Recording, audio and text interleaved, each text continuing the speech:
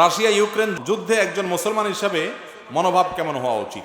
মুসলমান সাধারণত শান্তি কামনা করবে, কিন্তু যখন দুই পক্ষই অমুসলিম এবং মুসলমানদের সঙ্গে শত্রুতায় লিপ্ত, বিশেষ করে মুসলমানদের নিধনকে যারা সমর্থন করে, একজন মুসলমান হিসাবে তাদের প্রতি ঘৃণা রাখাটা আমাদের ইমানের দাবি।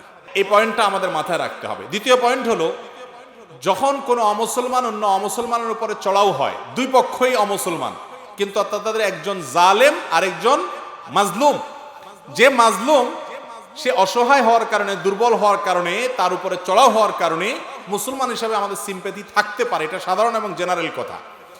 মুসলমান সবসময় জালেম এবং জুলুমের বিরুদ্ধে থাকবে, মাজলুমের সপক্ষে থাকবে।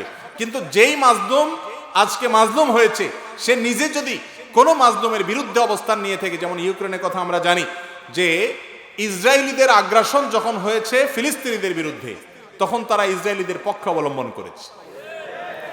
তোমরা যে অসহায় মাজলুম ফিলিস্তিনিদের বিরুদ্ধে কথা বলেছ, জালেমদের পক্ষ অবলম্বন করেছ, আমাদের জীবদ্দশাতেই আমরা দেখে গেলাম তোমাদের পরিণতি। আল্লাহ তাআলা তোমাদেরকেও একই পরিস্থিতির মুখোমুখি করেছে।